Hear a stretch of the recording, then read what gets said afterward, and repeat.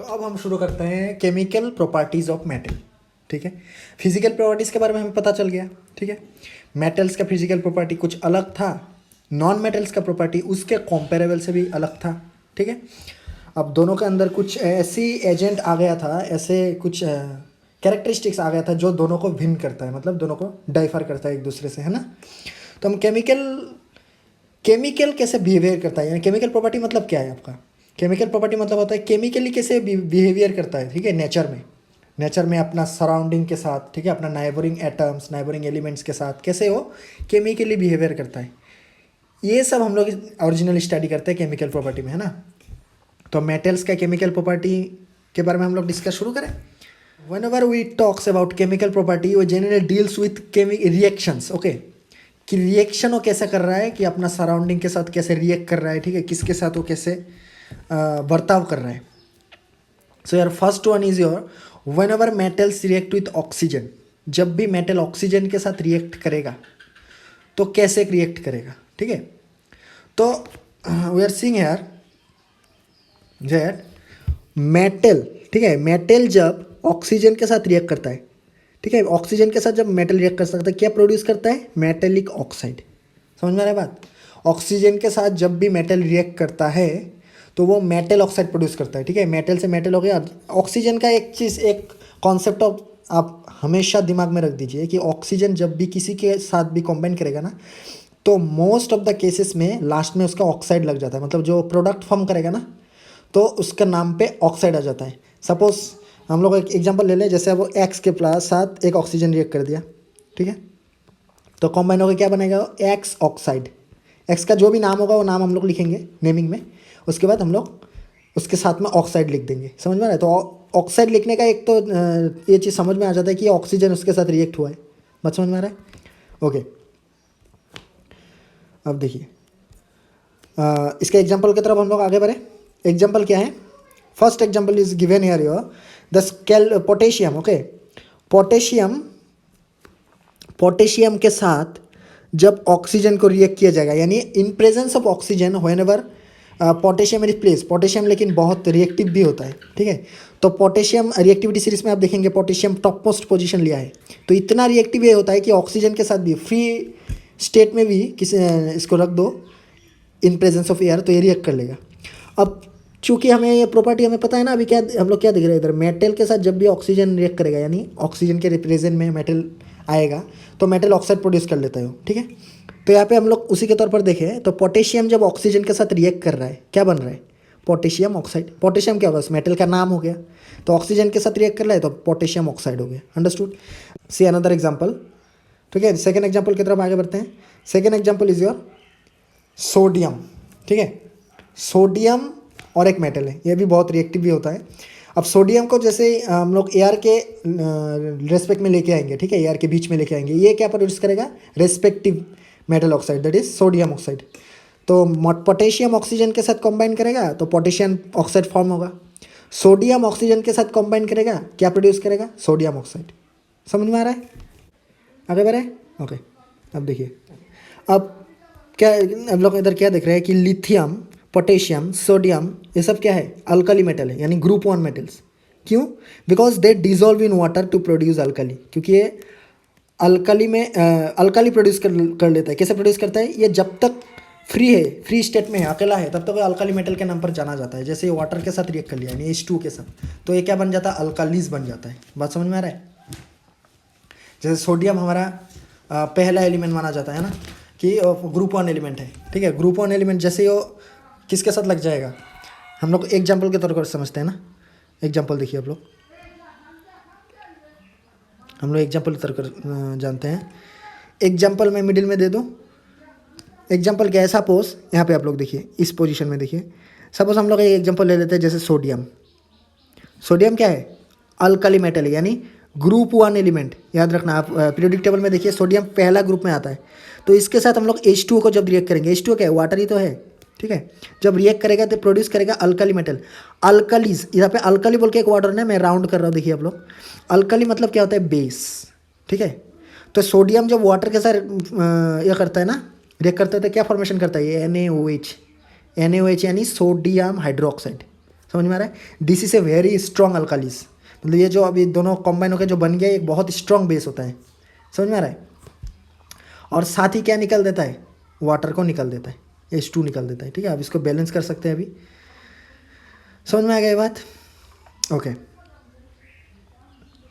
Clear.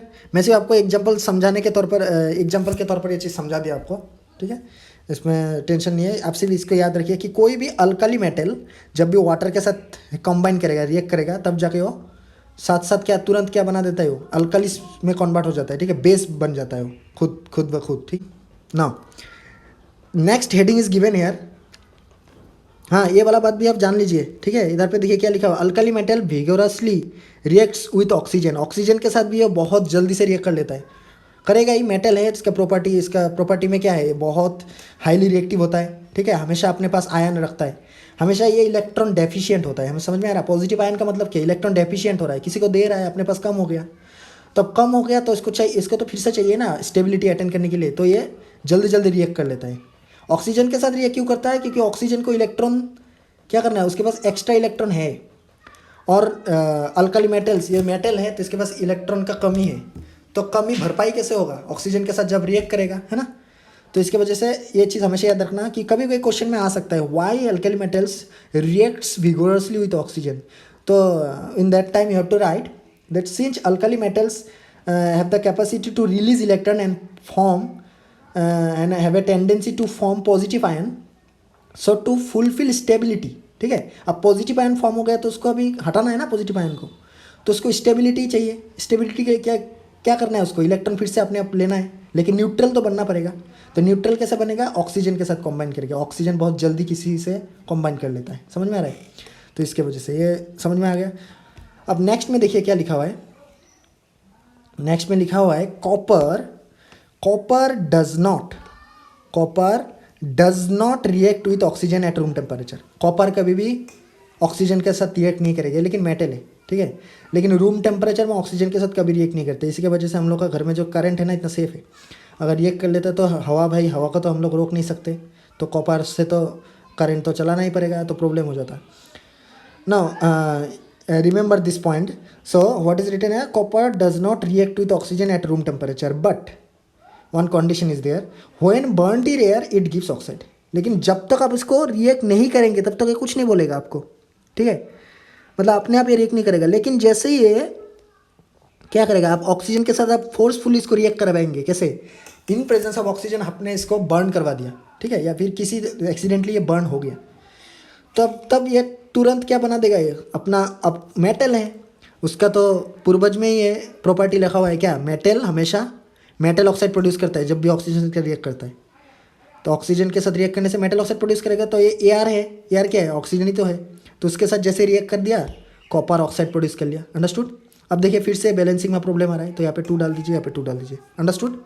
One of the most usable and most important terms comes here, ये पूरे related आपका ये पिछले वाला चीज़ जो हमने डिस्कस किया इसके साथ, कि मेटल जब भी ऑक्सीजन के साथ रिएक्ट करता है तो मेटलिक ऑक्साइड बनता है। ये एम्फोटेरिक ऑक्साइड क्या है, ये भाई नया टर्म आ गया ना हमारे साथ, हमें नया टर्म के साथ अभी डील करना पड़ेगा, लेकिन कुछ भी तकलीफ नहीं है, बहुत इंपॉर्टेंट सा चीज़ है। What is amphoteric oxide, metals which reacts with both acid as well as base, okay, I am repeating the sentence, metals oxides, okay, metal oxide बन गया ना, लास्ट स्लाइड में हमने क्या देखा, लास्ट पार्ट में हमने डिस्कस किया कि मेटल ऑक्साइड अब बन चुका है, तो उसको अभी रिएक्ट करने का काम है ना, मेटल ऑक्साइड अब कंपाउंड बन गया, अब उसको दूसरा फर्दर भी तो रिएक्ट करवाना है, तो ऐसा मेटल ऑक्साइड जो एसिड बेस दोनों के साथ कंबाइन करता है, और कंबाइन करेगा तो क्या बनेगा, सॉल्ट बनेगा, ठीक है, तो सॉल्ट प्रोड्यूस करेगा और साथ में वाटर। एक प्रॉपर्टी आपको क्लास 9 में भी ये वाला बात मिला होगा, ठीक है, कि मेटल ऑक्साइड जब भी एसिड के साथ रिएक्ट करता है तो क्या प्रोड्यूस करता है, सॉल्ट प्रोड्यूस करता है, और सॉल्ट के अलावा जो भी कॉन्स्टिट्यूएंट उसके एटम बचा हुआ है वो जाके वाटर बन जाता है, ठीक है। एग्जाम्पल देखें, देखिए आप लोग, suppose one example is given है, ये हम लोग एसिड का केस में लेते हैं ना, एसिड का केस में देखिए क्या लिखा है, Al2O3, Al क्या है, मेटल है, और ऑक्सीजन तो भाई ऑक्सीजन ही है, नॉन मेटल, तो दोनों कॉम्बाइन होकर मेटल ऑक्साइड बन गया ना। अब ये जब एसिड के साथ कॉम्बाइन किया, ठीक है, मेटल ऑक्साइड एसिड के साथ कॉम्बाइन किया, this is your acid, okay, very strong acid, HCl hydrochloric acid is your very strong acid, तो जब भी एसिड में इसको डाला गया एसिड के साथ इस मेटल ऑक्साइड को कंबाइन किया गया, एल्यूमिनियम ऑक्साइड। इसके नाम मैं लिख देता हूँ, आप लोग अगर तकलीफ होगा तो एल्यूमिनियम ऑक्साइड है आपका, ठीक है, एल्यूमिनियम ऑक्साइड, अंडरस्टूड। तो एल्यूमिनियम ऑक्साइड और HCl, ठीक है, ये दोनों जब कंबाइन करेगा, देखिए ये सॉल्ट बन गया। जैसे ही कंबाइन किया क्या प्रोड्यूस करेगा, it produces salt and water. Salt और वाटर दोनों एक साथ प्रोड्यूस करेगा, मतलब सॉल्ट मेन, हमारा मेन प्रोडक्ट क्या है, सॉल्ट, उसके साथ बाई प्रोडक्ट के फॉर्म में H2 आएगा। बाई प्रोडक्ट यानी मेन प्रोडक्ट के साथ जो जो आता है, बाकी मेन प्रोडक्ट को छोड़ के प्रोडक्ट साइड में जो भी आता है वो होता है बाई प्रोडक्ट। सॉल्ट का नाम क्या है मैं लिख देता हूँ, सॉल्ट का नाम होता है एल्यूमिनियम, ठीक है, आप लोग लिख लीजिए एल्यूमिनियम क्लोराइड, क्लोराइड, ठीक है। अब क्लोराइड क्या है, क्लोरीन किसी के साथ भी, देखिए, तो क्लोरीन आपका हो गया, क्लोरीन, फ्लोरीन, ठीक है, आयोडीन, ये सब किसी के साथ भी लगता है ना, तो लास्ट में इसी का ही नाम के तौर पर IDE लग जाता है। ये कन्वेंशन है, ये आप याद रखिए हमेशा, ठीक है। जैसे क्लोरीन लग गया तो क्लोराइड, IDE लग जाएगा लास्ट में, ठीक है। फ्लोरीन लग गया तो फ्लोराइड, ठीक है। आयोडीन लगेगा तो आयोडाइड, ठीक है। ये थोड़ा याद रखने वाला चीज़ है, उतना हार्ड चीज़ नहीं है। तो क्लोरीन लग गया तो क्लोरो, उसके बाद IDE लग गया, क्लोराइड हो गया, ठीक है। तो दिस इज़ योर सॉल्ट, ठीक है, आपका क्या हो गया, ये सॉल्ट हो गया। And this is the water, ये हो गया आपका वाटर, समझ में आ रहा है। नेक्स्ट ये हो गया हमारा एसिड के तौर पर। अब इधर पे बोला है मेटल जो एसिड के साथ भी रिएक्ट करता है और बेस के साथ भी। अभी भी इसका पूरा क्राइटेरिया कंप्लीट नहीं हुआ, इसको हम लोग डायरेक्टली अभी भी एम्फोटेरिक नहीं बोल सकते। एम्फोटेरिक कब बोलेंगे, अगर ये बेस के साथ भी रिएक्ट करेगा तो हम लोग चेक करते हैं इधर ये बेस के साथ रिएक्ट करता ही नहीं, एसिड के साथ चलो मान लिया हमने, ठीक है, हमने जान लिया, देख लिया, ठीक है, पास कर गए। लेकिन मैं बेस के साथ देखते हैं, सी दिखाई दे रहा है आपको। अब हमने थोड़ा पहले डिस्कस किया ना कि सोडियम हाइड्रोक्साइड जो है, ठीक है, आपका जो सोडियम हाइड्रोक्साइड ये क्या है, बेस है, और एल्यूमिनियम ऑक्साइड ये क्या है, वही जो अभी पहले हमने पढ़ा, एल्यूमिनियम ऑक्साइड मिला हमें, ठीक है, हमने एग्जांपल यहाँ पे भी लिया। तो एल्यूमिनियम ऑक्साइड तो सेम है, वही एलिमेंट आ रहे हैं। अब जैसे वो ठीक जिस तरह से वो एसिड के साथ भी तुरंत रिएक्ट करके सॉल्ट और वाटर प्रोड्यूस कर लिया, तो यहाँ पे सेकेंड एग्जाम्पल पे हम लोग क्या देख रहे थे, उसी तरह से एल्यूमिनियम ऑक्साइड जब सोडियम हाइड्रोक्साइड के साथ रिएक्ट किया तो वो रेस्पेक्टिव सॉल्ट और वाटर प्रोड्यूस कर लिया। अरे डेफिनेशन में हमने क्या पढ़ा था कि एसिड और बेस दोनों के साथ जो रिएक्ट कर पाता है, ठीक है, करके सॉल्ट एंड वाटर प्रोड्यूस करता है, उसको हम लोग एम्फोटेरिक नाम देते हैं, ठीक है। तो यहाँ पे हम लोग देख रहे हैं कि ये एसिड के साथ भी रिएक्ट कर रहा है, ठीक है, और बेस के साथ भी रिएक्ट कर रहा है, अंडरस्टूड। तो दोनों के साथ रिएक्ट करके रेस्पेक्टिव सॉल्ट एंड वाटर निकल रहा है, रेस्पेक्टिव सॉल्ट एंड वाटर निकल रहा है। तो दोनों क्राइटेरिया को ये पास कर गया। So therefore we can say that Al2O3 is an what, amphoteric oxide, understood, समझ में आ गया, क्राइटेरिया पास हो गया तो एम्फोटेरिक ऑक्साइड बन गया। Now see here what is written, metal oxides are basic in nature, remember this point, very very important, ठीक है। ये आपका कभी कभी आप लोग फ्यूचर में पढ़ेंगे ना, तो इस बात में कॉन्फ्यूज़न होना ही नहीं है, ठीक है। हमेशा याद रखना कि मेटल ऑक्साइड मोस्ट केसेस में हमेशा ये बेसिक नेचर ही दिखाएगा हमेशा, क्योंकि जो कॉम्बाइन करने के बाद जो उसका ये नेचर हो जाता है, बेसिक बन जाता है वो, समझ में आ रहा है बात। तो metallic oxide are basic in nature, metal के साथ ऑक्साइड मिलकर बेसिक बन जाता है, ठीक है। नॉन मेटल के साथ ऑक्साइड मिलकर ज़्यादातर एसिड बनता है, याद रखना ये, ठीक है। फिर से बोल रहा हूँ मैं, मेटल के साथ ऑक्साइड बनता है तो बेसिक बनता है वो नेचर में, बेस के जैसा वो बिहेव करने लगता है। और नॉन मेटल जब भी ऑक्सीजन के साथ कॉम्बाइन करता है तो एसिडिक बिहेवियर देखिए शो करना शुरू कर देता है, ठीक है। तो इसको समझना है। So metals oxides are basic in nature. Next what is written here that but some metal oxides, मैं पहले ही बोला कि most of the elements, not all the elements, ठीक है, हर एक एलिमेंट ऑक्साइड बन के बेसिक नहीं बन जाता है, ठीक है। कुछ इसमें एक्सेप्शंस है, कुछ इसमें कमियां हैं। तो some metal oxide such is aluminium oxide, zinc oxide show both acidic as well as basic behaviour, ठीक है। इनके पास क्या होता है, सिर्फ बेसिक नहीं एसिडिक बिहेवियर करने का भी कैपेसिटी होता है इनके पास, समझ में आ रहा है। तो ज़्यादातर, ठीक है, most of the metal oxides are basic but some exceptions still are present, okay, समझ में आ रहा है। तो ये जो एल्यूमिनियम ऑक्साइड, जिंक ऑक्साइड, ये सब दोनों बिहेवियर दिखा सकता है, both acidic and basic, but इसको छोड़ के बाकी जो मेटेलिक ऑक्साइड्स है वो बेसिक ही होता है, ठीक है। अब नेक्स्ट की तरफ देखिए, metals such as potassium and sodium, आपको दिखाई दे रहा है इधर, मेटल्स जैसे पोटेशियम और सोडियम हो गया, ठीक है। ये सब तो बहुत ही विगोरसली, मतलब इसको क्या बोलिए, रिएक्टिविटी के केस में इसको टॉप पोजीशन में लिया जाता है, तो हमेशा रैंक 1 में रहता है लोग। तो पोटेशियम सोडियम क्या करता है, इतना विगोरसली रिएक्ट करता है, ठीक है, कि कभी कभी तो आग भी लग जाता है इसमें, वही लिखा हुआ था, ठीक है। तो पोटेशियम को देखना, इसलिए खोला नहीं छोड़ा जाता। पोटेशियम का क्या किया जाता है, केरोसिन ये सब में डुबोया रखा जाता है, ठीक है, जो नॉन रिएक्टिव लिक्विड है उसमें डुबोया रखा जाता है इसको। अब वाटर के साथ भी हाईली रिएक्टिव है, अब वाटर के अंदर भी नहीं रख सकते, तो इसको केरोसिन लेकिन ये सब के साथ रिएक्ट नहीं करता है। केरोसिन मतलब कन्वर्सली बोले बात को, तो पोटेशियम और सोडियम केरोसिन लाइक मटेरियल्स के साथ रिएक्ट नहीं करता है वो, ठीक है, डायरेक्टली। तो इसमें डुबो दिया जाता है, ऊपर में नहीं रखा जाता है। ऊपर में रखने से उसके ऊपर का सरफेस, अगर पोटेशियम को हमने ऊपर में रख दिया, चलो फ्लोट कर रहा है, तो कंबाइन हो गया एयर से, ऊपर वाला सरफेस तो उसका एयर के कांटेक्ट में आ रहा है ना, तो फिर से कंबाइन हो जाएगा, झमेला हो जाएगा। तो क्या किया जाता है, इसको इमर्स्ड करके रखते हैं। इमर्स्ड वर्ड आ रहा है ना इधर, आपको दिखाई दे रहा होगा, ठीक है। तो सेंटेंस को पहले एक बार मैं पढ़ देता हूँ कि metals such as potassium and sodium react so vigorously that they catch fire if kept in the open. अगर इसको खुला छोड़ा जाए, ठीक है, ऐसे ही, तो ये बहुत जल्दी फायर भी पकड़ लेता है, इतना रिएक्टिव होता है, ठीक है, बहुत हाईली रिएक्ट करता है ना, तो आग भी लग जाता है कभी कभी ना। इसी चीज़ से बचने के लिए, इसी कठिनाई से बचने के लिए हम क्या करते हैं इसको, to protect them and to prevent accidental fire. अचानक हर कई जगह में आग लगा दिया गया तो भाई सही नहीं है ना, ठीक है। तो इससे बचने के लिए हम लोग क्या करते हैं, इसको केरोसिन में डुबाया रखा जाता है। अंडरस्टूड। अब एनोडाइजिंग क्या होता है, ऐसा एक नया टर्म, पहले हमने क्या पढ़ा, एम्फोटेरिक ऑक्साइड ना। अब उसी तरह से और हम लोग क्या पढ़ेंगे कि एनोडाइजिंग क्या होता है। एनोडाइजिंग मतलब होता है, देखो, anodizing is a process of forming a thick oxide layer of aluminium, ठीक है। यह नाम ही आता है एल्यूमिनियम के वजह से, समझ आ रहा है आपको। अब कैसे बनता है एनोडाइजिंग, होता क्या है, ये लेयर जो बन रहा है कैसे बन रहा है, इसको थोड़ा हम लोग एक्सप्लेनेशन के तौर पर देखें, हम लोग एक्सप्लेन करें इसको, देखें, समझते हैं चीज़ को। एल्यूमिनियम डेवलप्स ए थीन ऑक्साइड लेयर, ठीक है। एल्यूमिनियम क्या डेवलप करे, एक थीन ऑक्साइड लेयर डेवलप करता है, ठीक है, जब भी उसको एयर में रखेंगे आप लोग। This aluminium oxide coat makes it resistant to further corrosion. तो एल्यूमिनियम हम लोग देखिए, एल्यूमिनियम का हम लोग सामान बहुत यूज़ करते हैं चारों तरफ। एक तो इसका बहुत बड़ा एप्लीकेशन क्या है, इसका बहुत बड़ा इसका एक एडवांटेज क्या है, ये बहुत जल्दी कोरोड नहीं होता है, कोरोजन नहीं होता ये, ठीक है। अब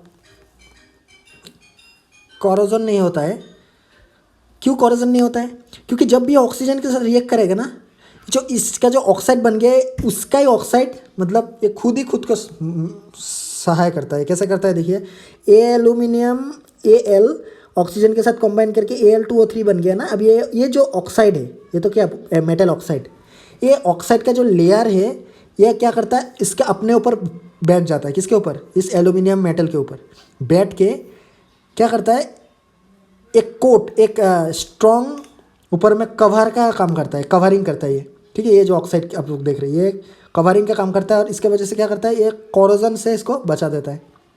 इसलिए देखना हम लोग टीन भी यूज़ करते हैं ज़्यादातर घर में, ठीक है, रूफ में लगाना हो तो एल्यूमिनियम का भी टीन हम लोग आजकल मार्केट में देखते हैं। इसका रीज़न क्या है, कोरोजन नहीं होता है, बहुत धीरे धीरे रिएक्ट करता है, ठीक है, क्योंकि ऊपर में एक लेयर बन गया इसका। जब भी ऑक्सीजन का सामने आएगा, ऑक्सीजन के साथ कांटेक्ट में आएगा, तब भी एक ऑक्साइड का लेयर इसके ऊपर फॉर्म हो जाता है, समझ में आ रहा है। एंड दिस प्रोसेस, ये जो प्रोसेस हुआ, जिस प्रोसेस से, ठीक है, जिस तरीके से ये ऑक्साइड बन के इसके ऊपर एक लेयर फॉर्मेशन हो जाता है, उसको हम लोग बोलते हैं एनोडाइजिंग। अंडरस्टूड। तो एनोडाइजिंग समझ में आ गया। अब मेटल्स का ऑक्साइड के साथ रिएक्ट करने का तरीका, ठीक है, वाटर के साथ रिएक्ट करने का तरीका हमने जान लिया। अभी और थोड़ा आगे बढ़ते हैं, इसी चीज़ को हम लोग थोड़ा कंसेप्ट के फॉर्म में हम लोग एक्सेप्ट करते हैं। देखिए, metals react with, what is written here, metals react with water and produce a metal oxide. ये तो हमने पढ़ा अभी। मेटल तो वाटर के साथ रिएक्ट करता है, लेकिन रिएक्ट करके फॉर्मेशन क्या करता है, रिएक्ट करने के बाद प्रोडक्शन में क्या फॉर्म करेगा, मेटल ऑक्साइड फॉर्म करेगा, उसी के साथ हाइड्रोजन गैस लिबरेट करता है, ठीक है। जब भी मेटल वाटर के साथ रिएक्ट करेगा, मेटल ऑक्साइड बन के जो भी हाइड्रोजन इसमें बच गया और छोड़ देगा, ठीक है। एक एग्जांपल के तौर पर समझे इस चीज़ को। देखिए एग्जाम्पल इज रिटन यार, जैसे आप लोग देख रहे हैं इधर potassium. Potassium is a metal, pure metal. When it reacts with water it forms directly, it forms potassium hydroxide which is a metal oxide, है ना। पोटेशियम हाइड्रोक्साइड बोलते हैं इसको हम लोग, यानी मेटल ऑक्साइड ही तो है। और इसमें जो हाइड्रोजन बचा हुआ था वो हाइड्रोजन लिबरेट हो गया, निकल गया, ठीक है। और ये एक्सोथर्मिक रिएक्शन यानी हीट एनर्जी रिलीज करता है, प्रोडक्ट साइड में हीट एनर्जी रिलीज कर देता है, ठीक है। तो इस रिएक्शन में मेटल के साथ जब भी वाटर रिएक्ट करेगा तो इसका प्रोडक्ट साइड में एनर्जी भी निकलता है, along with hydrogen energy also releases in the form of heat. Now come to the next one, again another example, suppose sodium. Sodium is also an what metal, it again reacts with water. अब sodium भी एक metal, ये भी दूसरे वालों के जैसा water के साथ रिएक्ट कर रहा है, क्या फॉर्मेशन कर रहा है, सोडियम हाइड्रोक्साइड, अंडरस्टूड।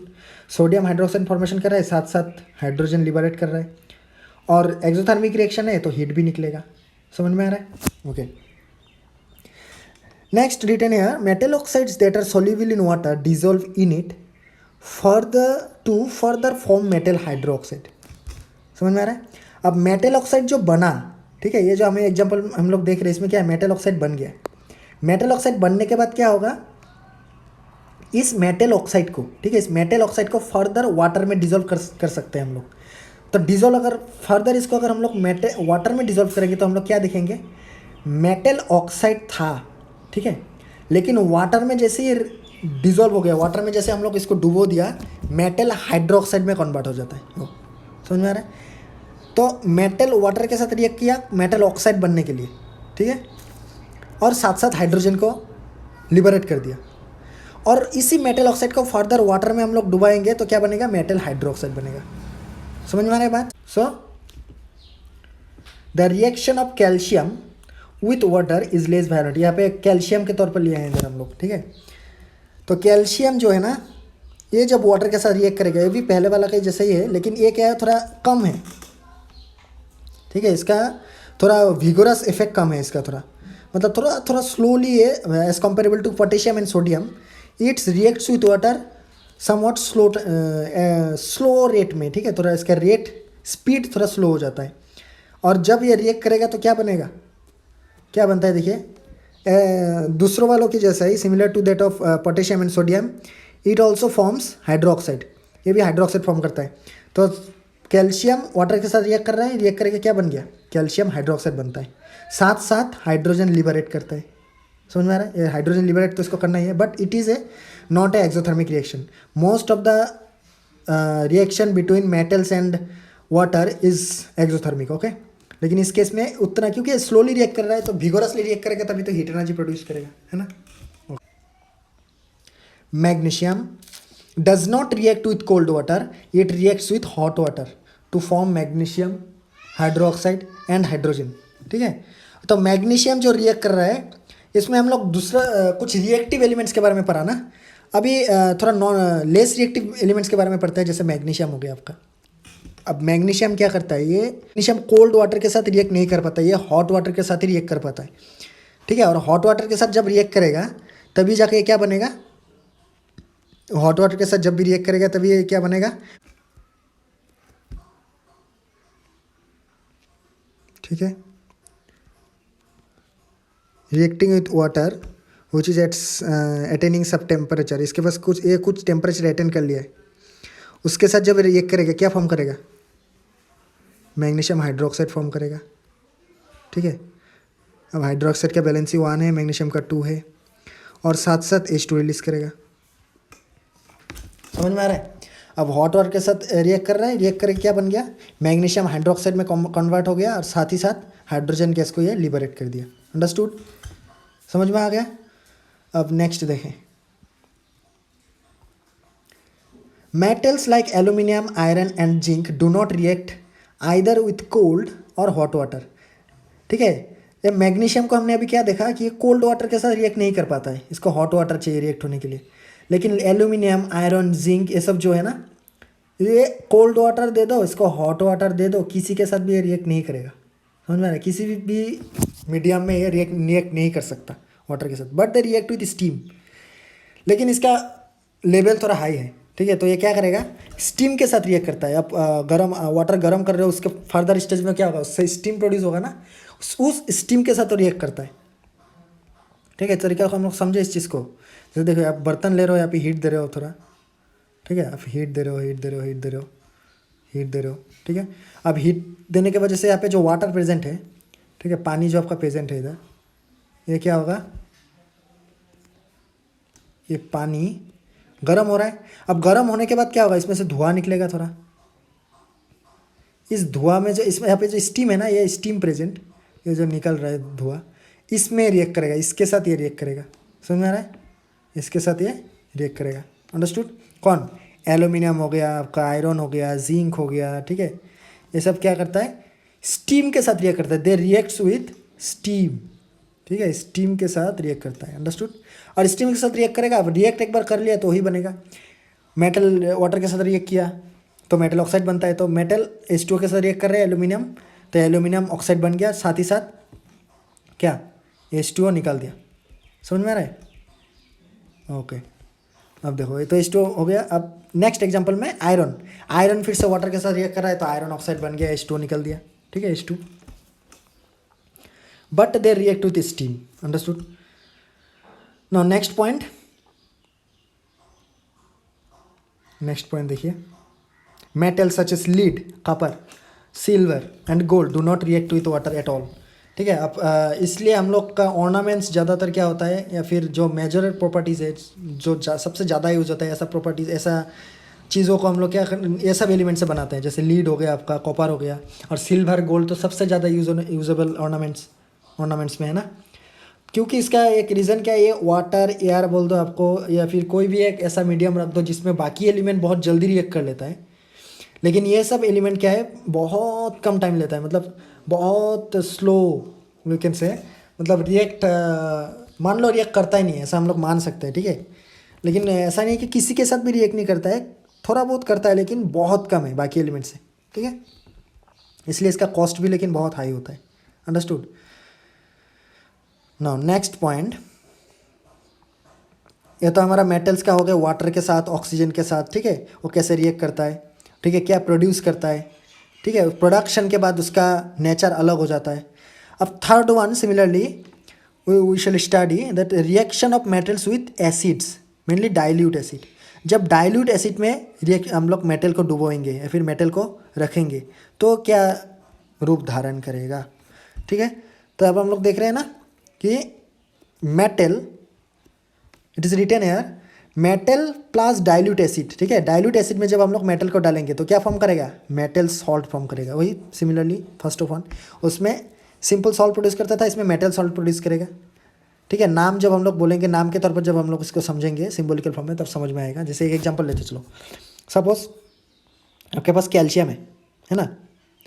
अब कैल्शियम को क्या करना है, डाइल्यूट एसिड हम लोग HCl लेते हैं डाइल्यूट फॉर्म में, डाइल्यूट फॉर्म में HCl ले लिए, उसको हम लोग अभी क्या करना है, रिएक्ट करवाना है दोनों को। तो डाइल्यूट HCl में हमने कुछ कैल्शियम का सॉलिड आइटम डाल दिया।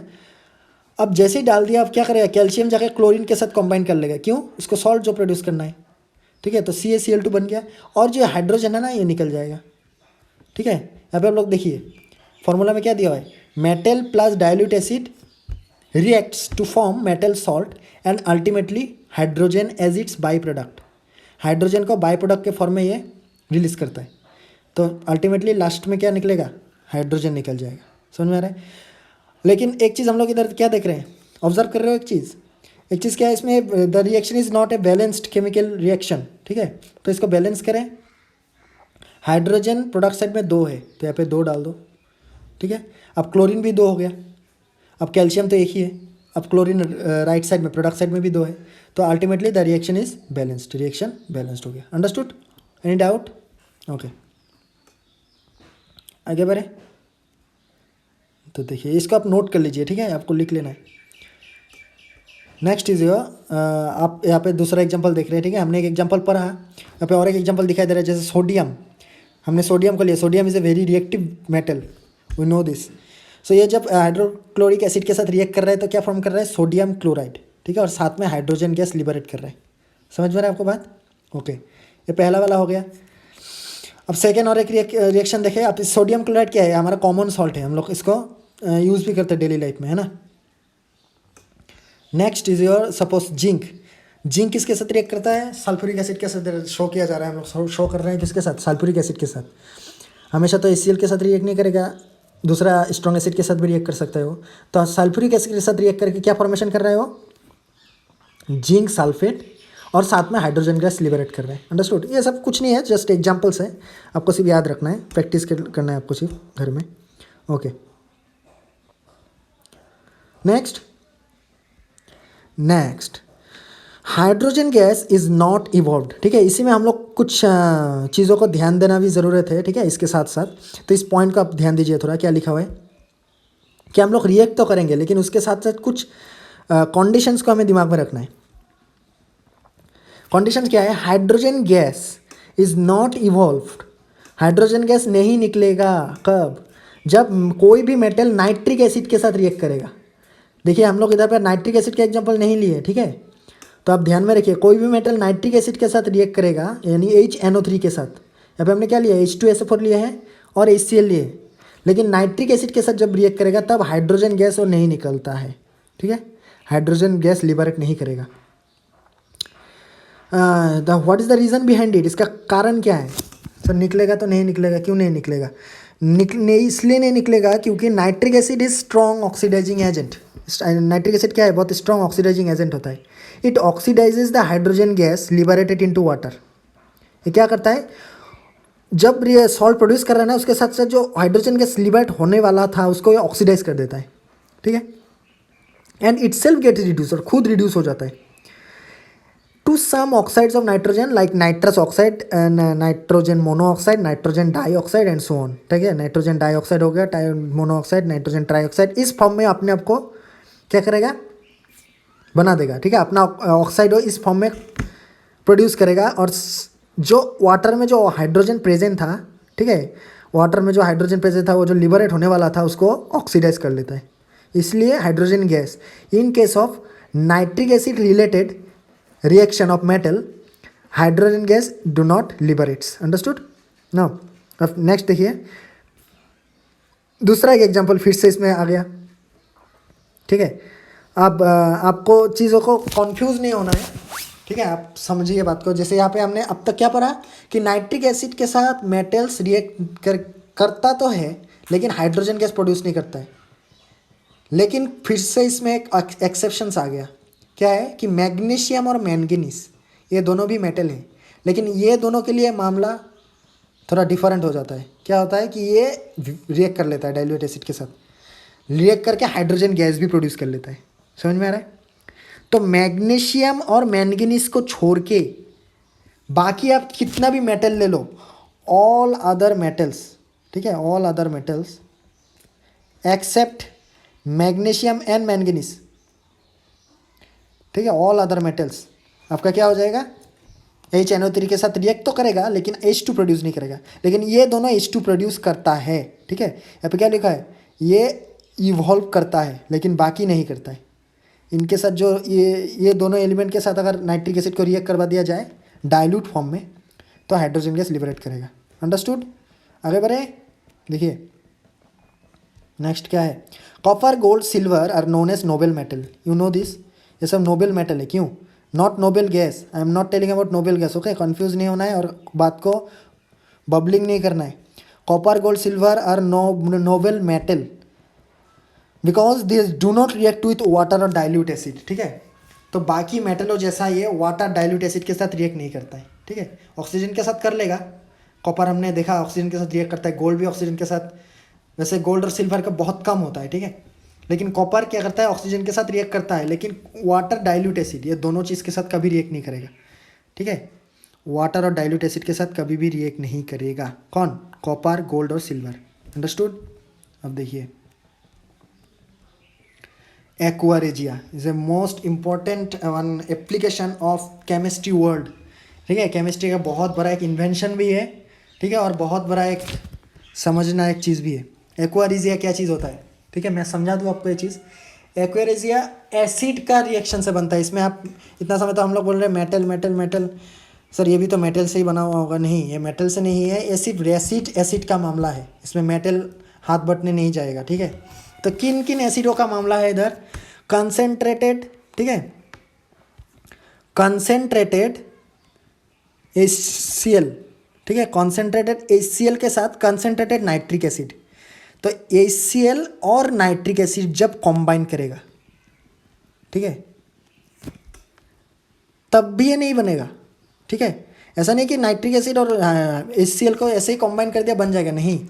Ratio of this two agents must be 3:1 with each other, with respect to each other. Understood? कि दोनों का जो रेशियो है, किसका रेशियो है? इनका मासों का रेशियो, इनका जो मास है, मास ऑफ दिस टू, मास, ठीक है, इनका मास का जो रेशियो है दोनों का एक दूसरे के साथ, वो 3:1 के रेशियो में आना पड़ेगा, तभी जाके ये एक्वा रेजियम में कन्वर्ट होगा। तो ये इस रेशियो में जब ये दोनों कॉम्बाइन करता है तो एक नया प्रोडक्ट, ठीक है, बहुत इंपॉर्टेंट प्रोडक्ट फॉर्मेशन करता है, दैट इज एक्वा, जिसका नाम दिया गया एक्वा रेजिया। बहुत ही पॉइजनस होता है ये, इतना कोरोसिव, मतलब इतना इसका रिएक्शन, मतलब इतना इसका कैपेसिटी होता है, स्ट्रॉन्ग होता है, खतरनाक होता है बोल सकते हो आप लोग, कि ये गोल्ड जैसा एलिमेंट को, ठीक है, गोल्ड हो गया आपका, इतना डक्टिलिटी पावर है जिसका, उसके बाद प्लेटिनम, ठीक है, ये सब जैसा ऐसा एलिमेंट्स को भी ये डिजोल्व कर सकता है।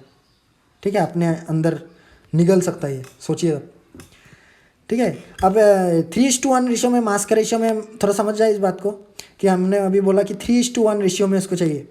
तो 3:1 रेशियो क्या है? 3:1 रेशियो होता है, जैसे आप लोग सपोज HCl अब कितना अमाउंट ले रहे हैं, हाँ, आप लोग HCl ले रहे हैं सपोज 30 ग्राम, ठीक है, समझ में आ रहा है? अब इतना ज़्यादा तो नहीं होगा, चलो ले लो, 30 ग्राम ले लिए, और HNO3 ले लिए 10 ग्राम, ठीक है। तो मैं ज़्यादा वैल्यू इसलिए ले रहा हूँ ताकि आपको समझ में आ जाए इजीली। अब HCl लेना है आपको, दोनों कॉन्सेंट्रेटेड है, रिमेंबर दिस, डाइल्यूट लेके कभी भी नहीं मिलेगा, कॉन्सेंट्रेटेड होना ही पड़ेगा। Both the acid must be concentrated. ना HCl हमने अगर लिया 30 ग्राम, ठीक है, और HNO3 लिया 10 ग्राम, अब दोनों के बीच में रेशियो देखिए तो कितना आता है, लेफ्ट साइड में, राइट साइड में हम लोग देखते हैं HCl और HNO3 का रेशियो कितना आ रहा है, 30 ग्राम और 10 ग्राम, 0 काट दीजिए, कितना आ रहा है, 3:1 है ना। तो इस रेशियो में जब आएगा, मतलब इतना अमाउंट में दोनों का हम लोग लिया, तो ये दोनों जाके क्या बनेगा, एक्वा रेजिया बनेगा। ठीक है, और एक्वा रेजिया एक बार बन गया तो बहुत स्ट्रांग हो जाता है वो, ठीक है, उसके आसपास भी भटकना नहीं है आप लोगों को जब बन जाता है। ठीक है, ये आपको जान के रहना है, इसलिए हम लोग समझा दिए, लेकिन इसको कभी आप इधर उधर अप्लाई करने मत जाइए। ठीक है, बहुत ही स्ट्रॉन्ग प्रोडक्ट एक है ये, ठीक है, बहुत ही स्ट्रॉन्ग एप्लीकेशन है केमिस्ट्री वर्ल्ड का। समझ में आ रहा है? ओके, आगे बढ़ें। ये बात हमें आपको बहुत बहुत इंपॉर्टेंट सा टॉपिक था एक, आपको समझाना। ठीक है, आप इसको याद रखिए। जैसे एग्जाम में डेफिनेशंस ही सिर्फ आता है, इसका कुछ एप्लीकेशंस वगैरह कुछ नहीं आता है, लेकिन डेफिनेशंस के तौर पे आप इसको याद रखिए ना। Fourth one is your when ever metal reacts with other metal oxide. ठीक है, मेटल वाटर के साथ रिएक्ट करता है, सॉल्ट प्रोड्यूस करता है, मेटल ऑक्सीजन के साथ रिएक्ट करता है, सॉल्ट प्रोड्यूस करता है, मेटल, ठीक है, डाइल्यूट एसिड के साथ रिएक्ट करता है, उसमें भी कुछ एक्सेप्शन हमने पढ़ा। अब मेटल्स अगर अदर मेटल ऑक्साइड, दूसरा मेटल का ऑक्साइड के साथ प्रोड्यूस करता है, ठीक है, मेटल के साथ रिएक्ट करके कुछ प्रोड्यूस करना चाहा तो क्या वो कर सकता है? हाँ, वो कर सकता है, लेकिन इसमें आपको डिस्प्लेसमेंट रिएक्शंस का यूज़ होने वाला है। ठीक है, रिमेंबर दिस, डिस्प्लेसमेंट रिएक्शन आपको फिर से रिविजन के तौर पर लेके आना है। उसको आपको अगर समझ में आया तभी ये समझ में आएगा, रिमेंबर। ठीक है, अगर आपको समझ में नहीं आ रहा है तो आप डिस्प्लेसमेंट रिएक्शन को थोड़ा बुक से देख लीजिए, फर्स्ट चैप्टर में होगा। डिस्प्लेसमेंट रिएक्शंस क्या था? द रिएक्शन इन व्हिच, मैं डेफिनेशन एक बार दोहरा रहा हूँ, आप समझ लीजिए, ऐसा रिएक्शन जिसमें more reactive element less reactive को उसका सॉल्ट से हटा देता है और जाके खुद बैठ जाता है, ऐसा रिएक्शन को हम लोग क्या बोलते हैं? डिस्प्लेसमेंट रिएक्शंस, है ना। इसको एक एग्जाम्पल से समझे, एक ही सेम ही एग्जाम्पल है, इसका भी काम हो जाएगा, उसका भी काम हो जाएगा। देखिए इधर एग्जाम्पल देख रहे हैं आप लोग, एग्जाम्पल क्या है, सपोज एल्यूमिनियम इधर पे मेटल है, ठीक है, फर्स्ट एग्जाम्पल देख रहे थे, मेटल ए, ठीक है। अब फॉर्मूला को पहले समझ लीजिए, metal A, suppose a metal A reacts with salt solution of metal B, मतलब बी सॉल्ट सॉल्यूशन में है, उसके साथ मेटल ए फ्री स्टेट में रिएक्ट कर रहा है। दोनों रिएक्ट करके क्या फॉर्म करेगा, salt solution of A form करेगा।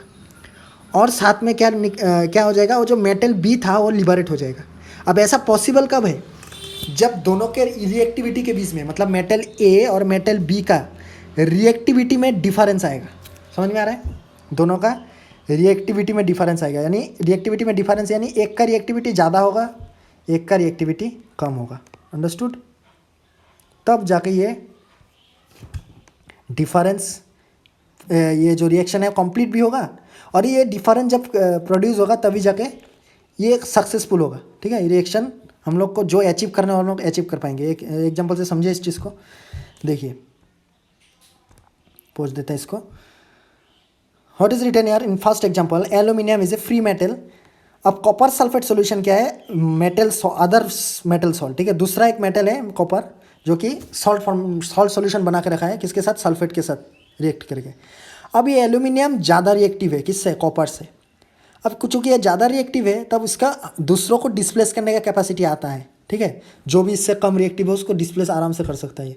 तो एल्यूमिनियम को जब कॉपर सल्फेट सॉल्यूशन में रखा गया तो क्या दिखा गया कि ये जैसे ही कॉपर सल्फेट में, मतलब इधर कॉपर सल्फेट है आपका, ठीक है, CuSO4, ठीक है, यहाँ पे आपका कॉपर सल्फेट है, इसमें हमने एल्यूमिनियम डाल दिया। तो जैसे हमने तुरंत एल्यूमिनियम डाल दिया तो क्या हो गया, ये जाके कॉपर को हटा दिया। यानी कॉपर को उसका पोजीशन से हटा के खुद जाके वहाँ पे बैठ गया। अब पहले से सल्फेट जहाँ पे था वहाँ पे तो था, लेकिन जैसे ये हटा दिया कॉपर को उधर से, खुद जाकर बैठ गया, तो इसका नेचर ही चेंज हो गया। ठीक है, नेचर क्या बन गया, ये बन गया एल्यूमिनियम सल्फेट और कॉपर सेपरेट हो गया। ठीक है, कॉपर अंदर में ही है लेकिन सेपरेट पोजीशन में। ठीक है, इसका अभी और कंबाइन करने का कोई है नहीं इसके साथ। तो जब भी मोर रिएक्टिव मेटल, हम लोग क्या देख रहे हैं इधर, more reactive metal less reactive metal के साथ, मेटल सॉल्ट के साथ कंबाइन किया, तो लेस रिएक्टिव मेटल को हटा के खुद जाके वहाँ पे बैठ गया, और उस जो लेस रिएक्टिव एलिमेंट था या फिर मेटल था वो फ्री हो गया। अंडरस्टूड। सेकेंड एग्जाम्पल में भी सेम है, क्या है, जिंक रिएक्ट करता है एक लेस रिएक्टिव मेटल के साथ, मेटल सॉल्ट के साथ, कॉपर सल्फेट के साथ रिएक्ट करके जिंक सल्फेट बन गया, और कॉपर जो लेस रिएक्टिव मेटल था जिंक से वो हट गया। अंडरस्टूड। आगे बढ़े, समझ में आ गया। ओके, देखो आप लोग, ये सीरीज़ क्या बात कर रहा था मैं, इतना समय तक बोल रहा था अरे कौन सा सीरीज़ सर, अब कौन सा सीरीज़ का बात करें। This is the most important series. Okay, आपका NCERT में एज इट इज़ है, एज इट इज़ हमने उठाया है। ठीक है। तो ये देखिए रिएक्टिविटी सीरीज़, देखिए एरो दिखाई दे रहा है ना आपको, मैं एरो के ऊपर से फिर से एरो कर रहा हूँ। ये क्या है, नीचे की तरफ इसका रिएक्टिविटी जा रहा है, मतलब ये कम हो रहा है। जितना नीचे जा रहा है हम लोग, जितना नीचे की तरफ जाएंगे कम होगा। तो इसको इसी तरीक़ा से, इसी रेस्पेक्ट से याद करना है इसको। ऐसा नहीं कि किसी भी को भी आर्बिट्रेली हम लोग याद कर ले। पोटेशियम फर्स्ट में है, मिडिल में आयरन है, दोनों को एक साथ नहीं लगाना है। पोटेशियम के बाद सोडियम ही आएगा, उसके बाद कैल्शियम। ये अगर सीक्वेंस आपको याद हो गया तो ये वाला प्रॉपर्टी भी आपका समझ में आ गया। ठीक है, रिएक्शन केमिकल प्रॉपर्टी जो है, reaction of metal with other metals oxide, समझ में आ जाएगा। ठीक है, टेबल बहुत यूज़ होने वाला है। ठीक है, ओके, नेक्स्ट और कुछ एग्जांपल इधर देखते हैं हम लोग। ठीक है ना, और भी एग्जांपल दिया, जैसे मेटल हो गया, सिल्वर नाइट्रेट के साथ कंबाइन कर रहा है, कॉपर नाइट्रेट फॉर्म हो गया, सिल्वर हट गया ड्यू टू इस लेट्स रिएक्टिविटी। अब एग्जांपल को अब इसको मैच करके देखिए। आप यहाँ पे कॉपर ढूंढिए रिएक्टिविटी सीरीज में, कॉपर आपको दिखाई दे रहा है, कॉपर हो गया। ठीक है, अब सिल्वर, यहाँ पे सिल्वर नाइट्रेट है ना, तो सिल्वर भी आपको दिखाई दे रहा है। देखिए आप रिएक्टिविटी सीरीज में जितना नीचे जाएंगे उतना रिएक्टिविटी लीस्ट होता जाएगा, कम होता जाएगा। तो कॉपर ज़्यादा है reactive as compare to silver, इसी के वजह से कॉपर सिल्वर को हटा पाया। दूसरा एग्जाम्पल, इधर एल्यूमिनियम आप दिख रहे हैं, उधर कॉपर दिख रहा है ना, तो एल्यूमिनियम देखिए कॉपर से ऊपर ही होगा। ये देखिए यहाँ पे कॉपर है और यहाँ पे एल्यूमिनियम हो गया, तो एल्यूमिनियम ऊपर में है ना, तो हाई रिएक्टिव है तो हटा सकता है। जिंक का भी same as it is. Understood. Now next देखिए अनदर एग्जांपल, लेकिन इसमें देखिए एक्सेप्शन आ गया है ना। एक्सेप्शन नहीं है दरअसल, आपका दिमाग चेक रहा था मैं, देखिए चेक कर रहा था, सिल्वर और कॉपर सल्फेट। अब इसमें देखिए हम चेक करते हैं कि उल्टा पॉसिबल होता है कि नहीं ना। तो उल्टा देखिए, सिल्वर क्या है, लेस रिएक्टिव है, किससे, कॉपर से। तो कॉपर सल्फेट सॉल्यूशन है, इसमें सिल्वर डाल दिया तो रिएक्ट होगा क्या, नो रिएक्शन। नो रिएक्शन क्यों आ रहा है, क्योंकि लेस रिएक्टिव को हम लोग मोर रिएक्टिव से कंबाइन करने जाएंगे। मोर रिएक्टिव पहले से सॉल्ट सॉल्यूशन में है, ठीक है, उसको हम लोग लेस रिएक्टिव डाल के चेक करेंगे कि ये चलो देखते हैं हटा पाता है कि नहीं। नहीं हटा पाएगा भाई, कैसे हटा पाएगा? ये तो इसका तो रिएक्टिविटी पावर ही कम है ना। ये तो शांति में रहना ज़्यादा पसंद करता है किसी के साथ झगड़ा करने से ज़्यादा। अब कॉपर सल्फेट से ये लड़ने जाएगा थोड़ी ना सकेगा ये, क्योंकि कॉपर का रिएक्टिविटी हाई है, तो इसलिए ये रिएक्शन प्रोसीड नहीं हुआ। ठीक है, तो ये reaction according to reactivity series is possible, but in reverse of that is not possible. Understood? Okay, हमेशा ये बात, इस बात को याद रखना। उल्टा जाने का कोशिश करेंगे तो ये अभी पॉसिबल नहीं होगा, नो रिएक्शन ही आएगा। अनदर एग्जाम्पल देखिए, गोल्ड कॉपर सल्फेट के साथ रिएक्ट कर रहा है। गोल्ड कहाँ पे है? लास्ट में है ना, और कॉपर कितना ऊपर है। ठीक है, तो मोर रिएक्टिव है कॉपर, तो इसलिए रिएक्ट नहीं कर पा रहा है, नो रिएक्शन। समझ में आ रहा है? Okay, next is your another example. इसमें भी कॉपर क्या लेस रिएक्टिव है, एल्यूमिनियम नाइट्रेट सॉल्ट के साथ रिएक्ट कर रहा है, अगेन नो रिएक्शन। अंडरस्टूड? अब चौथा एग्जाम्पल फिर से पहले वाला का केस आ गया है, ये रिएक्टिविटी सीरीज को फॉलो कर रहा है। ठीक है, तो आयरन के साथ आयरन कॉपर सल्फेट सॉल्यूशन में डुबो दिया गया। इसके वजह से क्या होगा, आयरन मोर रिएक्टिव है, कॉपर सल्फेट लेस रिएक्टिव है, तो इसके वजह से आयरन तुरंत जाके कॉपर का पोजीशन ले लिया और कॉपर को घुसा मार के भगा दिया। ठीक है, समझ में आ गया? आगे बढ़े।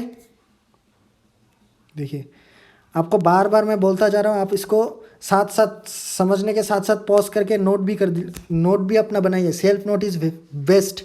ठीक है, चलिए next is chemical properties of non metal. ठीक है, नॉन मेटल का केमिकल प्रॉपर्टी क्या है? मेटल्स के बारे में हमें जानकारी ले लिए हम लोग, अब नॉन मेटल्स के बारे में भी थोड़ा जानकारी ले लेते हैं। नॉन मेटल्स का कॉम्बाइन में एस मेटल, नॉन मेटल उतना खास कुछ नहीं करता है, लेकिन इसका भी कुछ रिएक्शंस है केमिकल, इसका भी कुछ बिहेवियर ये शो करता है। ठीक है, first one is whenever oxygen combines in non metals, यानी ऑक्सीजन के रिस्पेक्ट में हम लोग अगर नॉन मेटल को ले जाए ऑक्सीजन के इन्वायरमेंट में, तो क्या होगा? Whenever non metal combines with oxygen it produce non metallic oxide. क्या प्रोड्यूस करते हैं? Non metallic oxide. एग्जाम्पल देखें एक, है ना, हम लोग एग्जाम्पल ले लेते हैं, जैसे आपका कार्बन हो गया। Carbon is a non metal, pure non metal. Okay, oxygen के साथ रिएक्ट कर रहा है, क्या बन रहा है? CO2। ठीक है, very easy.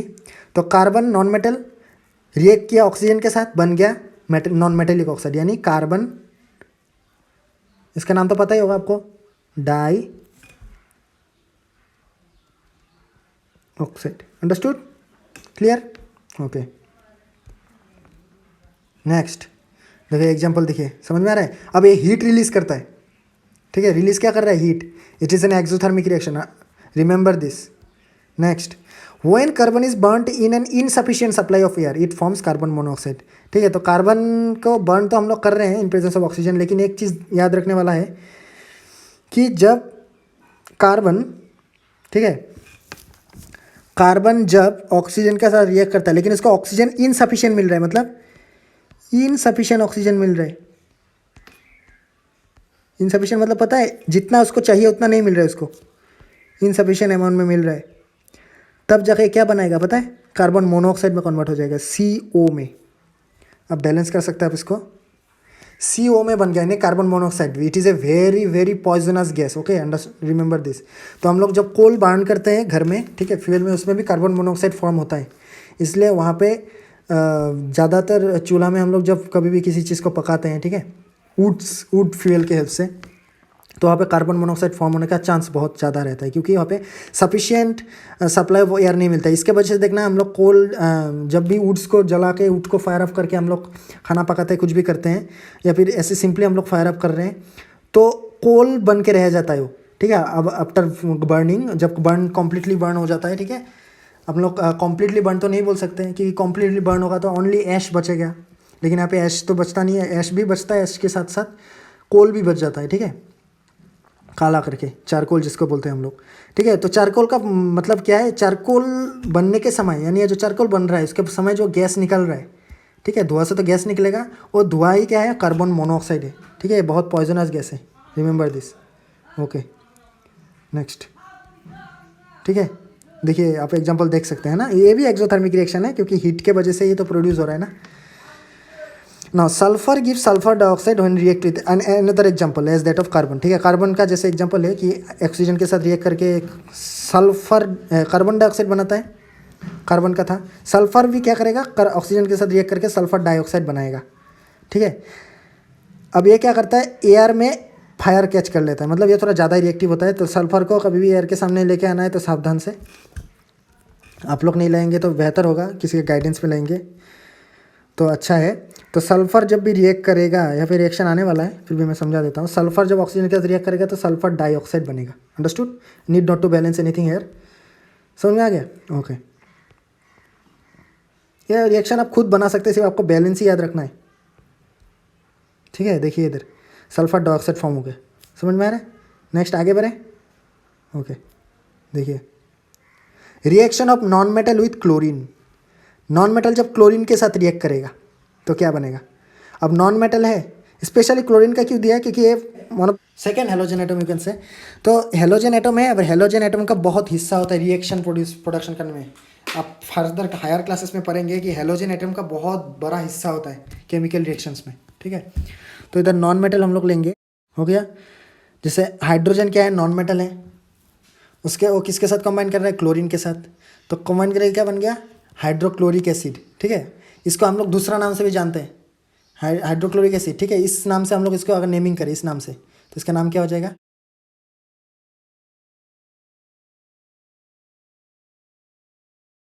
Hydrogen chloride. Understood? Okay, अब next one is your PCl3। PCl3 कैसे बना है, फॉस्फोरस क्लोराइड है, ट्राईक्लोराइड बोल सकते हो। फॉस्फोरस नॉन मेटल है, क्लोरीन के साथ रिएक्ट कर रहा है, जो कि मेनली हमें इधर पे हमारा एम है कि क्लोरीन के साथ रिएक्ट करवाना है। तो फॉस्फोरस क्लोरीन के साथ रिएक्ट कर रहा है क्या बनने के लिए, फॉस्फोरस ट्राईक्लोराइड यानी non metal chloride. Understood? Try इसलिए लगा है क्योंकि Cl के इधर पर आप लोग देखिए, इधर T लिखा हुआ है ना, तो फॉस्फोरस ट्राईक्लोराइड। अंडरस्टूड? नेक्स्ट, अब देखिए नॉन मेटल हाइड्रोजन के साथ रिएक्ट करता है तो क्या होता है, non metal reacting with hydrogen, hydrogen के साथ रिएक्ट करेगा तो कोवेलेंट हाइड्राइड प्रोड्यूस करेगा। अब कोवेलेंट वर्ड क्या है, एक बॉन्डिंग के वर्ड में आता है। जब भी नॉन मेटल हाइड्रोजन के साथ रिएक्ट करता है तो कोवेलेंट बॉन्डिंग हाइड्राइड फॉर्मेशन करता है। ठीक है, हम लोग एग्जाम्पल के तौर पर आगे बढ़े। देखिए एग्जाम्पल में देखिए क्या लिखा हुआ है, देख रहे हैं आप लोग, क्या है, H2S। इसको कोवेलेंट इसलिए बोला गया है कि इसका जो स्ट्रक्चर होगा कुछ इस प्रकार होगा। ये जो कंपाउंड बना ना, इसको जो हम लोग बॉन्ड से ड्रॉ करेंगे, ठीक है, बॉन्ड आप लोग को मिलेगा नेक्स्ट क्लासेस में, नेक्स्ट सेशन, कुछ सेशन बाद हम लोग उसको भी डिस्कस करेंगे। तो हाइड्रोजन और सल्फर, दो हाइड्रोजन सल्फर को एक एक इलेक्ट्रॉन ही दे सकता है, ये तो आपको पता होगा। हाइड्रोजन को एक इलेक्ट्रॉन चाहिए, सल्फर को भी 2 इलेक्ट्रॉन चाहिए। अब एक हाइड्रोजन एक दिया, उस तरफ से दूसरा हाइड्रोजन एक दिया, ये जो बॉन्डिंग फॉर्म हुआ इसको बोलता है कोवेलेंट। ठीक, कोवेलेंट, इस बॉन्ड को बोलता है कोवेलेंट बॉन्ड, और कोवेलेंट बॉन्ड से ये कंपाउंड फॉर्म हुआ है, इसके वजह से इसको बोला जाता है कोवेलेंट। और हाइड्राइड बोला है क्योंकि हाइड्रोजन लग रहा है, ठीक है, तो ID लग रहा है, हाइड्रोजन लग रहा है तो हाइड्राइड होता है। तो मैं पहले भी बोला था कि ऐसा एलिमेंट जैसे हाइड्रोजन हो गया, हेलोजन हो गया, ये सब जिस किसी के साथ भी अटैच्ड होता है तो उसका लास्ट में ID लग जाता है कंपाउंड के लास्ट में। अंडरस्टूड? नेक्स्ट देखें। ठीक है, मैं फिर से बोल रहा हूँ, ये सिर्फ याद रखने का चीज़ है आपको। ठीक है, कॉन्सेप्ट आप दिमाग में रखिए। Next again nitrogen and hydrogen. Nitrogen भी एक नॉन मेटल है, हाइड्रोजन के साथ रिएक्ट कर रहा है, ठीक है, according to the formula given. और क्या फॉर्म कर रहे हैं, अगेन कोवेलेंट हाइड्राइड। ये क्या है, एमोनिया। ठीक है, इसको आप लोग एमोनिया जानिए, दिस इज योर एमोनिया।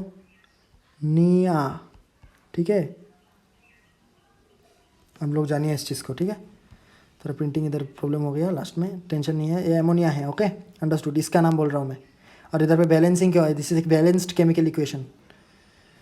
इसे आपको समझा रहा हूँ क्योंकि ये याद रखने का चीज़ है। आप सिर्फ इस फार्मूला सबको याद रखिए, ठीक है, इस फार्मूला सब आपका इंपॉर्टेंट है। अगर आपको याद होगा आप खुद से बना सकते हैं। नॉन मेटल तो आपको पता ही होगा, ठीक है, ज़्यादातर नॉन मेटल क्या होता है, नॉन रिएक्टिव होता है और आपका गैसियस स्टेट में आता है, ठीक है, और right side of the periodic table में आता है। Remember this, non metal, most of the non metals comes in the right side of the periodic table, और लेफ्ट साइड में मेटेलिक कैरेक्टर होता है, ठीक है। और मेटेलिक कैरेक्टर जो है मैं लेफ्ट से राइट की तरफ जो जैसे जैसे जाता है वो डिक्रीज होता रहता है। अंडरस्टूड?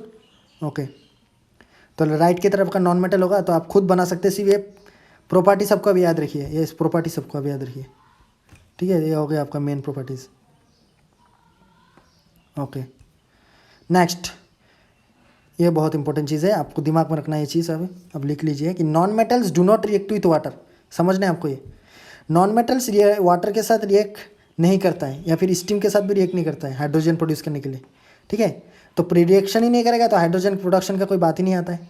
ठीक है, तो मेटल जैसे रिएक्ट करता था वाटर के साथ, स्टीम के साथ, डाइल्यूट एसिड के साथ, तो ये नॉन मेटल वाटर के साथ भी रिएक्ट नहीं करेगा।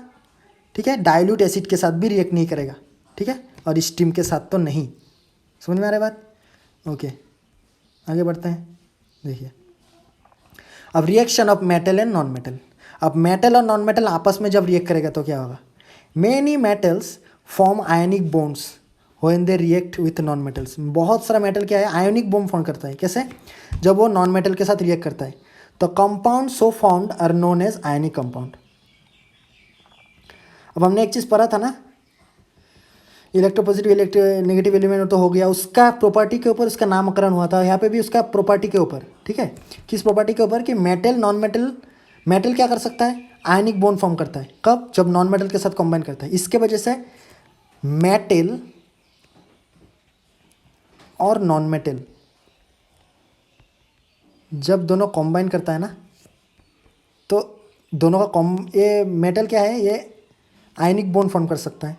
अब ये जब इसके साथ फॉर्म करेगा तो इस कंपाउंड भी क्या हो जाएगा? आयनिक हो जाएगा ना। समझ में आ रहा है बात? क्लियर हो रहा है? अब आयोनिक कंपाउंड क्या चीज़ है? एक नया टर्म आ गया ना आपके पास, कि मेटल जब नॉन मेटल के साथ रिएक्ट करता है तो आयोनिक बॉन्ड फॉर्म करता है ना। देख रहे हैं आप लोग इधर, आयोनिक बॉन्ड फॉर्म कर रहा है। कैसे करता है ionic bond? What do mean by ionic bond? What is ionic compound? Let's discuss this, it's a very small topic. देखिए आप लोग, आयनिक बॉन्ड्स क्या होता है, थोड़ा बढ़ते हैं ना। आयनिक बॉन्ड्स क्या होता है? Ionic bonds are formed because of transfer of electron from metal to non metal. In other word, दूसरा भाषा में हम लोग बोल सकते हैं, bond formed between positive and negative ion is called ionic bond, है ना। तो पॉजिटिव और नेगेटिव आयन के बीच में जो बॉन्ड फॉर्म हो रहा है, दैट इज, मतलब सिंपल से अगर आप लोग समझे कि आयन के बीच में जो अट्रैक्शन, जो बॉन्ड फॉर्म होता है, that is ionic bond. Bond मतलब ऐसा लाइन से हम लोग बॉन्ड समझते हैं ना। और आयन के बीच में अगर ये बॉन्ड आ गया तो आयनिक बॉन्ड, है ना। जिसको एक एग्जांपल से समझते हैं ना। जैसे आप लोग एग्जांपल ले लो, हम लोग एग्जांपल के तौर पे भी आएंगे, लेकिन हम लोग एग्जांपल थोड़ा प्रैक्टिकली ले लेते हैं। ठीक है, देखिए, ये सपोज एक मेटल ले लो आप, मैग्नीशियम। ठीक है, और एक मेटल ले लो, क्लोरीन। ठीक है, डाइवेलेंट वाला non metal, sorry this is a non metal. Okay, तो डाइवेलेंट वाला नॉन मेटल ले लें हम लोग। डाइवेलेंट वाला नॉन मेटल अगर लेंगे तो Mg के साथ क्लोरीन ऐड करेगा ना। O2 ले लो, सबसे बेस्ट है। ठीक है, अब O2 क्या है? ऑक्सीजन क्या है? नॉन मेटल है ना। इसका वैलेंसी कितना है? 2। मैग्नीशियम का भी वैलेंसी 2 है, लेकिन ये पॉजिटिव आयन प्रोड्यूस कर रहा है। ठीक है, ये देता है, और ऑक्सीजन क्या कर रहा है? लेता है, एक्सेप्ट करता है दूसरों से। ठीक है, तो मैग्नीशियम के अंदर चार्ज क्या लगता है? 2+। ठीक है, अब चार्ज की तरफ, आयनिक बॉन्ड पढ़ रहे हैं तो हम लोग को चार्ज पढ़ना है थोड़ा। ठीक है, देखिए, अब magnesium 2 electron 2+ charge, oxygen 2- charge, दोनों जैसे कॉम्बाइन करेगा ना, तो ये तो लेगा। कौन लेगा? ऑक्सीजन लेगा। ठीक है, और मैग्नीशियम क्या करेगा? देगा। तो क्या करेगा? मैग्नीशियम इधर से एक देगा उसको, उसके बाद 6 इलेक्ट्रॉन है, 1 हो गया, 2 हो गया, 3 हो गया, 4 हो गया, 5 हो गया, 6 हो गया। ठीक है, एक दिया, दूसरा वाला भी दिया। ठीक है, दोनों देने के बाद क्या हो गया? इसका ऑक्टेट फुलफिल हो गया। ऑक्टेट फुलफिल जैसे हो गया, ये 2 इलेक्ट्रॉन की वजह से उसके अंदर जो बॉन्ड फॉर्मेशन हुआ, उसके वजह, उस दोनों के बीच में एक बॉन्ड फॉर्मेशन हुआ, this is known as ionic bond. अब वो बॉन्ड किस लिए प्रोड्यूस हुआ? दोनों के बीच में इलेक्ट्रॉन ट्रांसफर के वजह से। कहाँ से कहाँ तक? मेटल से नॉन मेटल की तरफ। ठीक है, तो हमेशा याद रखना, आयनिक बॉन्ड में मेटल नॉन मेटल को देगा। ठीक है, ट्रांसफर करेगा। कहाँ से कहाँ ट्रांसफर होगा? मेटल से नॉन मेटल की तरफ ट्रांसफर होगा। अंडरस्टूड? ओके, इसको एक डायग्राम के तौर से हम लोग समझते हैं। देखिए, आप लोग डायग्राम देख रहे हैं, इधर पूरा अच्छी तरह से एक्सप्लेनेशन है। इधर क्या दिखाई दे रहा है आपको? कि सोडियम एक मेटल है। ठीक है, सोडियम एक मेटल है, क्लोरीन एक नॉन मेटल है। ठीक है, अब क्लोरीन का वैलेंस इलेक्ट्रॉन इधर शो हो रहा है, और सोडियम के पास कितना इलेक्ट्रॉन, उसको कितना पॉजिटिव चार्ज उसके पास लगा हुआ है, यानी उसके पास कितना इलेक्ट्रॉन एक्स्ट्रा है, ठीक है, वो उसके पास शो हो रहा है बैलेंस इलेक्ट्रॉन। अब दोनों जब कॉम्बाइन किया तो क्या हो गया, क्लोरीन को एक चाहिए था, ठीक है, उसके बाद लास्ट शेल में 7 इलेक्ट्रॉन है, ऑक्टेट फुलफिल करने के लिए एक चाहिए, तो एक चला गया, ठीक है। अब जैसे ही चला गया, सोडियम के पास एक इलेक्ट्रॉन कम हो गया, इसके वजह से पॉजिटिव चार्ज आ गया, रिलीज़ किया ना, और क्लोरीन ने एक्सेप्ट किया तो उसके ऊपर नेगेटिव चार्ज आ गया, ठीक है। अब एक पॉजिटिव चार्ज एक नेगेटिव चार्ज जब कॉम्बाइन करेगा, चार्ज कैंसिल हो जाएगा और दोनों के बीच में जो बॉन्ड बन रहा है दैट इज आयनिक बॉन्ड। समझ में आ रहा है बात? ओके, तो ये एक चार्ज कैंसिल हो गया, 2 चार्ज, ठीक है, तो इसलिए यहाँ पे आपका चार्ज शो नहीं हो रहा है, लेकिन ये दोनों के बीच में जो बॉन्ड फॉर्मेशन हुआ आयन ट्रांसफर के वजह से, ठीक है, उसको बोलते हैं हम लोग आयनिक बॉन्ड। अंडरस्टूड? ओके, अब थोड़ा ये आयनिक बॉन्ड के बारे में तो समझ में आ गया। अब थोड़ा सा और देखते हैं कि आयोनिक कंपाउंड का प्रॉपर्टीज़ क्या है। थोड़ा बहुत ही छोटा सा चीज़ है, अभी ख़त्म होने वाला है ये टॉपिक, ठीक है। देखिए आयनिक बॉन्ड का प्रॉपर्टीज़ क्या होता है। Ionic compounds are generally solids, ionic जितने भी कंपाउंड होते हैं जनरली सॉलिड होता है, जैसे सोडियम और क्लोरीन का पहला वाला में हमने पढ़ा। तो NaCl क्या होता है, NaCl एक परफेक्ट सॉलिड है, हमारा कॉमन सॉल्ट जो है तो सॉलिड ही होता है, ठीक है। दूसरा होता है आपका आयनिक कंपाउंड्स ब्रिटल होता है। नेक्स्ट, आयनिक कंपाउंड्स का मेल्टिंग और बॉइलिंग पॉइंट बहुत ही हाई होता है, ठीक है, आयन के वजह से है ना, तो बहुत ही स्ट्रॉन्ग बॉन्ड फॉर्म किया होगा, ठीक है, आयन ट्रांसफर के वजह से फॉर्म हुआ है। तो उसको तोड़ने में बॉइलिंग करेंगे, मेल्ट करेंगे तो क्या होगा, वो टूटेगा बॉन्ड, ठीक है। और तो बॉन्ड ये इतना स्ट्रांग होता है कि ये टूटने के लिए, इसको टूटाने के लिए बहुत टेम्परेचर चाहिए, तो इसका मेल्टिंग और बॉइलिंग पॉइंट बहुत हाई होता है। नेक्स्ट हो गया, ionic compounds are generally insoluble in organic solvent. तो आयनिक, जब भी कोई कंपाउंड आयनिक बन जाता है, ठीक है, ट्रांसफर ऑफ आयन के वजह से फॉर्म होता है, तो इनसॉल्युबल होता है।